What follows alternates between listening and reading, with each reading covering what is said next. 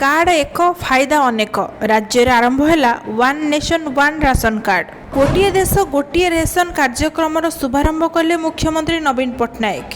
आज राज्य में आरंभ है one nation one ration card व्यवस्था। यार शुभारंभ कर मुख्यमंत्री नवीन पट्टनायक। गत वर्षे धरी भुवनेश्वर में पायलट प्रकल्प भाव कार्यकारी होता बेले आज सारा राज्य में यह व्यवस्था लागू होईछि। एथिरे जातीय खाद्य सुरक्षा और राज्य खाद्य सुरक्षा योजना रे सामिल प्राय 92 लाख हिताधिकारी उपकृत हेबे। जातीय खाद्य सुरक्षा आईन बल में राज्य तथा देशर जेकोसी डीलर खाउटी राशन सामग्री पाइपर।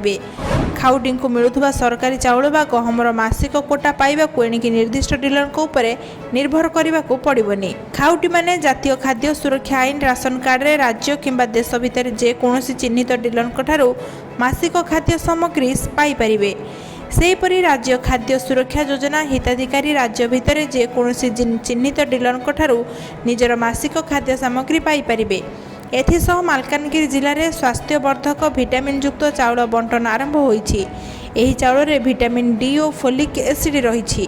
मुख्यमंत्री कहिथिले जे खाद्य सुरक्षा राज्य सरकारक सबुठारु बड़ कल्याण कार्यक्रम। एही कार्यक्रम जरिया राज्यर 93 लाख परिवार और 3.5 कोटी लोक उपकार पाउछन्ति।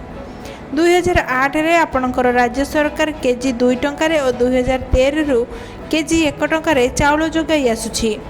चाषी कालिया योजना सारा देश में आदर लाभ करिछि बोली से कहिथिले। कोविड महामारी समय गरीब लोकों राज्य सरकार पदक्षेप संपर्क में से गुरुत्व देई कहिथिले जे कोविड महामारी बहु लोक विशेषकर गरीब लोकों राज्य रोजगार उपर गभीर प्रभाव पकाइछि।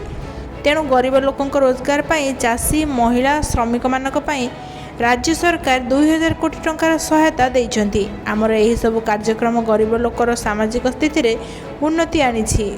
भिडियोटी आपको किपरि लागिला आपणमानकर मतामत आमको कमेंट सेक्शन में लिखि निश्चित जणाइबे। जदि आपण माने हमर एही चैनल नुआ होइथिबे हमर एही चैनल को सब्सक्राइब करि नेबे एवं भिडियोटी भल लागिले गोटे लाइक करी अधिक रु अधिक शेयर करिवे। धन्यवाद।